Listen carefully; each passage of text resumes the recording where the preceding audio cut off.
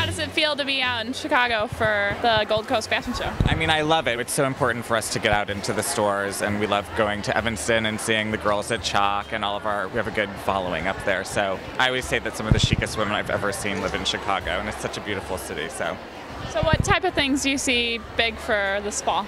for this fall, we loved everything with a little bit of sparkle or shimmer. We did a lot of tartan and sort of a new kind of A-liney sort of skirt, and like a lot of little self belts and things that go to the natural waist. And obviously I love color, so there was a lot of color.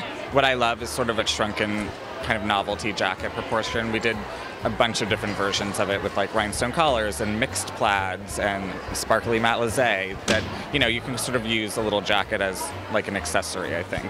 Is there anything that differentiates us from, say, the buyer in New York or the client in New York? I think that Chicago has this level of sophistication, the perfect balance of like big city but a little bit slower pace than like a big city like New York where it's super sort of fast paced, so trends and things like that travel I think a little bit quicker there. It's sort of nice to be able to kind of ruminate on a trend and, you know, have people really think about their wardrobes in Chicago. Obviously all this was your fall collection, but what do you have planned for spring? So 2 weeks ago we had our spring 2011 show in New York, which was great. It was at Lincoln Center and it was all sort of 60s vibe. It was sort of inspired by the idea of a girl in Paris in the 60s that like is getting picked up on the back of a Vespa by a cute boy and like, you know, driving off. So it's very sporty, it's colorful, fuller skirts and little knits and things.